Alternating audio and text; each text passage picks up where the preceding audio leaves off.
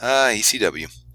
When I first got online in 1995, there was a ton of buzz about this little promotion in Philadelphia that presented a more adult, hardcore style of wrestling. It was a distant cousin of the old Tri-State Wrestling, a promotion I read about in the aftermags, and it always fascinated me because it featured these wild, bloody brawls between Eddie Gilbert and Cactus Jack, plus insane ideas like reverse cage battle royals and fan lumberjack matches. I pored over show results from the ECW arena, featuring all these crazy characters like the Sandman and Sabu.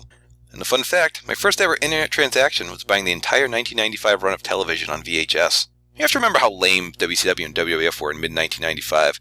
It's not surprising people would gravitate to a product like this. ECW certainly had its ups and downs, and you can debate whether the product was ultimately good for wrestling, or if any of it holds up. But I stress that you really had to be there to appreciate it. I don't pull out my old ECW tapes all that often, but I have very fond memories of it. I think it's impressive they rose from basically nothing to have a national television deal, live pay-per-views, and, oh yes, a video game. Let's back up a second. We've touched on the great developer shift of 1999, where the WWF dumped Acclaim and went with THQ Aki, who had previously put out WCW games. WCW then signed on with Electronic Arts, and Acclaim, being the odd man out, moved to ECW, putting out Hardcore Revolution in February 2000 for the N64, PlayStation, Dreamcast, and Game Boy Color.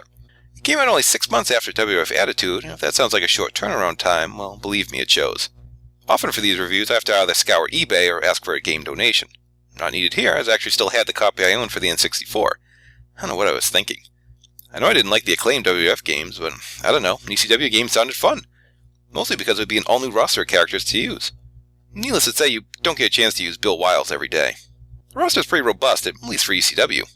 You have all your favorites like Tommy Dreamer, Raven, Sabu, and RVD, down to the likes of Angel of the Baldies, Simon Diamond, and Tony DeVito. With their appearances in the game, I believe Raven and Lance Storm are the only wrestlers to appear in games for WWF, WCW, and ECW. Actually, you can kind of make a case for Dusty Rhodes, but I'll get to that next time. You could also unlock several characters, including Taz, who had just debuted for the WWF when the game came out, but what can you do?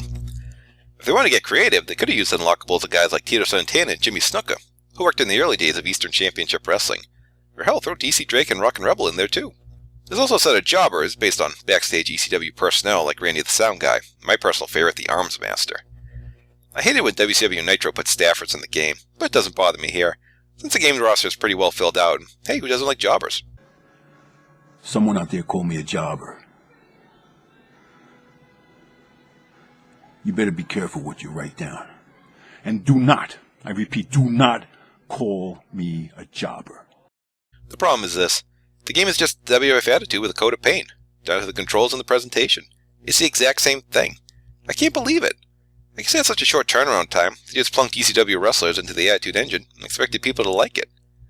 It's one thing when THQ Aki brought the engine to the WWF license, because people love those WCW games. The acclaimed WWF games were so bad, the WWF left the company. So just move it unchanged to another property is inexplicable. The controls are as frustrating as ever. It's the same internuclear launch code to do a body slam setup, and the characters still move like they have concrete in their boots. They even left in the deal where you have to focus on your partner to tag them in, which just totally kills tag matches for me. THQ Aki made minor upgrades every time they put out a wrestling game, and that engine was awesome to start with. But Acclaim had a crappy engine, just left it as is. Options are abundant, but it's just everything you saw in Attitude. They did throw in a barbed wire match, but basically when you send the guy into the wire, he gets stuck and falls to the ground, and that's it. Extreme. This, of course, is when you can actually send your opponent into the wire. I had one match where I kept sending the computer into the corner, and no joke, it took me a dozen times before they finally sent him into the barbed wire. Career mode is the same, basically wrestling a house show schedule and trying to win belts on pay-per-view.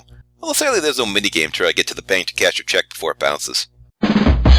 Creator Wrestler is here too. It feels more vital than in other games, because so many guys pass through ECW before jumping ships to WWF or WCW. Presentation is exactly the same as Attitude, down to entrances and move animations. In fact, when Little Guido does the Thesz press and punches, he does the Steve Austin head shake at the end. One difference is they added a lot of blood. It's not uncommon to see a wrestler busted open during a match. They'll bleed in weird places like their elbow or the back of their neck. Neck blood. Extreme.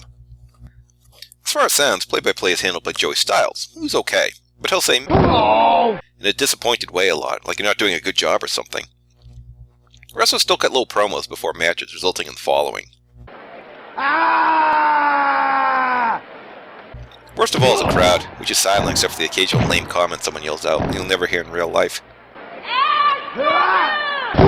Where's the "you fucked up" chant? Something I abhor in real life, but would actually be pretty funny in the game. Hardcore Revolution's biggest crime is it just doesn't feel like an ECW game. There are lots of things you could have done. doing balcony dives, maybe fighting the crow's nest and throw someone off through a table, crowd brawling, things like that. A lot of people became fans of ECW because they weren't satisfied with what was going on in WCW and the WWF. So to offer them a video game that's just WWF sloppy second shows a fundamental misunderstanding of the audience. Meaning Hardcore Revolution isn't hardcore and certainly not a revolution. And Acclaim somehow got to put out another ECW game, but that's for next time. Before we go, Tom and I want to thank everyone for their support in 2012, whether it's buying ads, posting links, or just commenting on the videos. We got some big stuff planned in 2013 and we'll hope you'll be there. Until then, Happy New Year, and remember, the winner is you.